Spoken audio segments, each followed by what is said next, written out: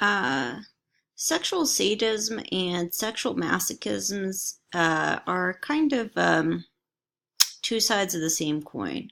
So, sexual sadism has to do with associating inflicting pain or humiliation on someone as a component of sexual arousal. Sexual masochism is arousal associated with suffering that pain or that humiliation. And again, for us to be concerned about these things from a sexual dysfunction component, there has to be some piece of it that's associated with distress, impairment, hurting someone. So let's say that someone is, really of that sexual sadism orientation, and they are non-consensually hurting their sexual partners, or they're doing something that's dangerous and could really hurt someone. So those would be the kinds of things that we would be, concerned about from a dysfunction component, rather than something like role playing or fantasy or something like that, where everyone's consenting and it's not, there's no component of danger or risk.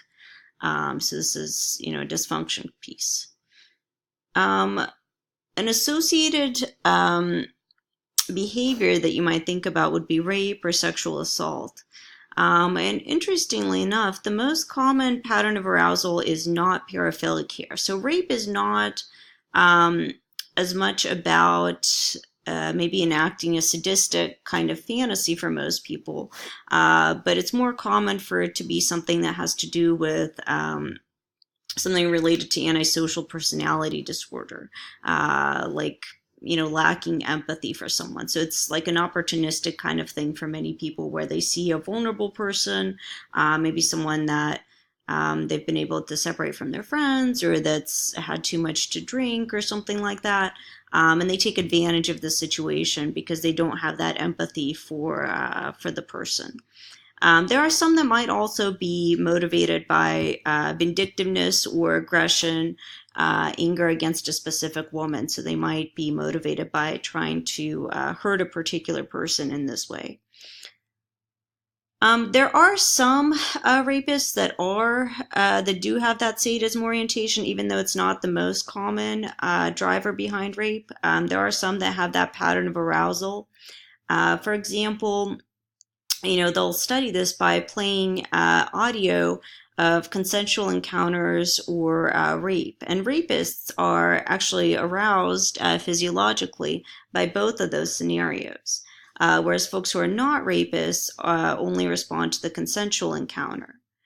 And there's even a subgroup among the rapists that are especially aroused by cruelty and aggression. So they can be aroused by just aggression without sexual content, and not aroused by mutual consensual intercourse. So they're really focused on that aggression piece as driving their arousal rather than the sex piece. So that's a place where sadism can play a role there. Paraphilic disorder and incest are obviously other forms of sexual dysfunction that are harmful to others. Pedophilia has to do with attraction to children or adolescents aged 13 or younger. Victimization is unfortunately really common. Almost 20% of women, 12% of men have experienced victimization. And among the perpetrators, most commonly the abusers are male, although there is a proportion of women that do engage in this behavior. And an interesting thing about pedophilia as well is that many offenders, a substantial group, as many as 50%, might not have those pedophilic arousal patterns, meaning they're not necessarily aroused specifically by child stimuli and not adult stimuli. It can be more of an opportunistic behavior, basically, lacking empathy for the child, seeing an opportunity, and, using the child as a means to achieve sexual gratification, even though they're not necessarily specifically attracted to children. Child pornography will often come up in discussions of pedophilia, and there are some folks, that usually the ones that get in trouble for possession of child pornography will say that, well, I was just, I'm just looking, I'm not really interacting with a child. But looking at child pornography is a really good predictor of pedophilic disorder that's associated with some of these offending behaviors. So it's not necessarily harmless in that kind of way that some of these folks will try to argue for. Not to mention that you're supporting, the production and creation of child pornography, which is a very, very terrible thing. Incest. So incest is a specific kind of thing where victims of the sex offender are relatives. It doesn't have to be a child. It could be someone that is a relative within the family. So maybe like a niece and uncle kind of relationship. And the focus here is a little bit different from among the perpetrators than it is for those with pedophilia. So for pedophilia, they tend to focus more on younger children, whereas for incest, this is typically focused on young girls who are starting to physically mature. So it's a little bit of a different kind of mechanism and victim profile. Those incest perpetrators might be aroused by adult women, but just willing to sex offend against their relatives who are starting to physically mature. Whereas folks with pedophilic disorder are aroused by children. They're not able to achieve arousal in response to, adult consensual partner stimuli. And sometimes folks will think that perpetrators of pedophilia and incest are violent, that they're like beating the child or physically forcing them to engage in these behaviors. And that's not necessarily the case. If you think about adult and child interactions, kids are really commonly taught to, follow what adults are asking you to do, mind your elders, that kind of thing. So a lot of child molesters are not necessarily physically abusive. They might have like a friendly, kind of relationship with the child where maybe they're taking them on special trips, buying them special treats, that they then, twist into their sex offending behavior. And they themselves view this as, like something positive. Like sex offenders usually think that they're teaching a child about sexuality or they're loving them, and they don't understand really the power differential and the inappropriateness of the relationship. They'll often say, well, I wasn't like threatening the child. This was just, they essentially view it as not dissimilar from what you guys might think of as like a romantic relationship, even though, of course, it is tremendously harmful to children that are being abused. Oftentimes some folks like this struggle with normal social and sexual relationships with appropriate people, so maybe they're not really able to establish romantic partnerships with consenting adults. For pedophilic disorder, sexual victimization is common, although the majority of people who are victimized are not going to reoffend, but for some proportion that might teach them that this is like a normal kind of thing. This is part of life, something like that. Regarding fetishes, sometimes they learn to associate an object with sexual arousal because they occur together, kind of that classical conditioning piece.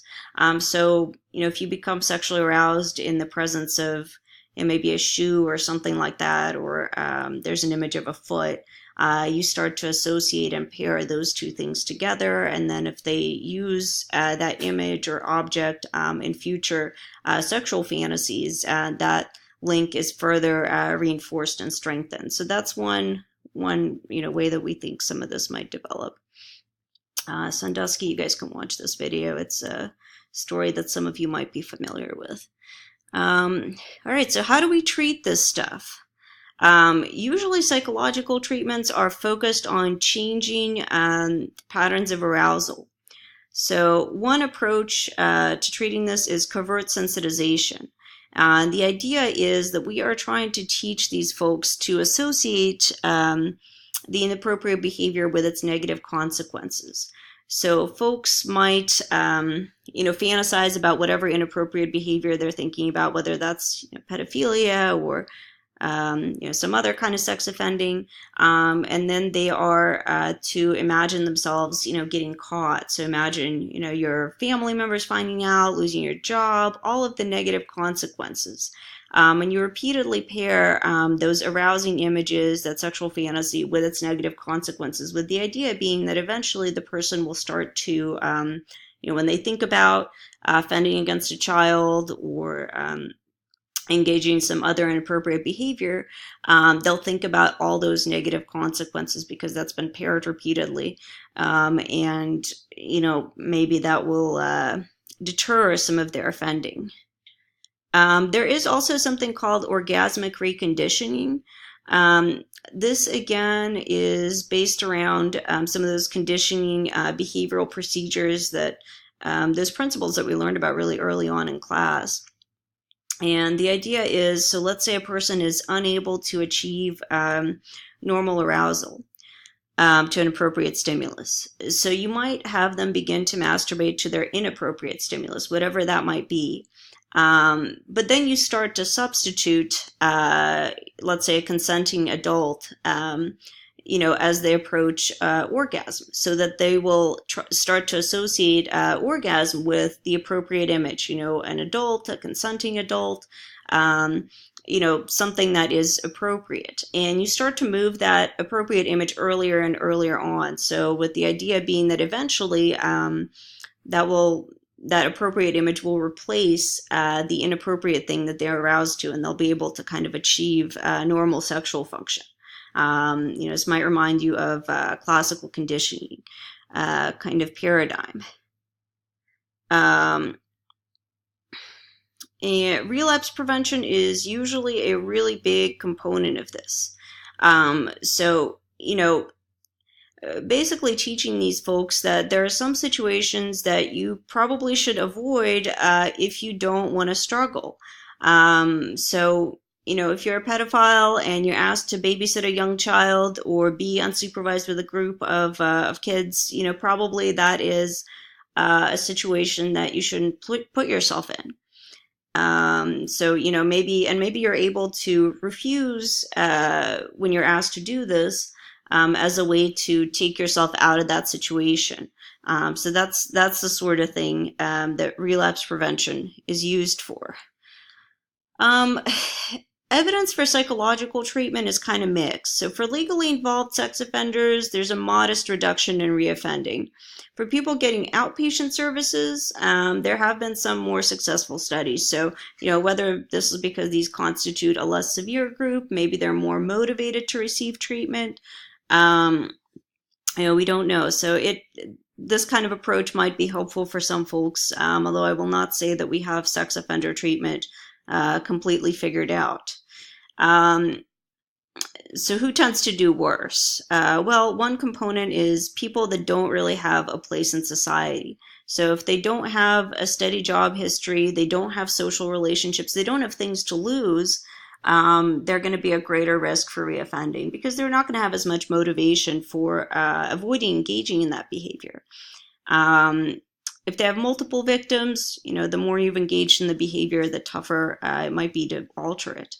And if they continue to live with the victim, which unfortunately can happen for incest, from that relapse prevention perspective, if you think about it, they're faced with that situation that is tempting for them. That can make it more challenging. And if they're denying a problem exists, so if they're saying, I did nothing wrong, nothing happened, or, this was like a consensual romantic encounter and I'm being unfairly judged, that's not going to be a good thing in terms of, predicting better outcomes.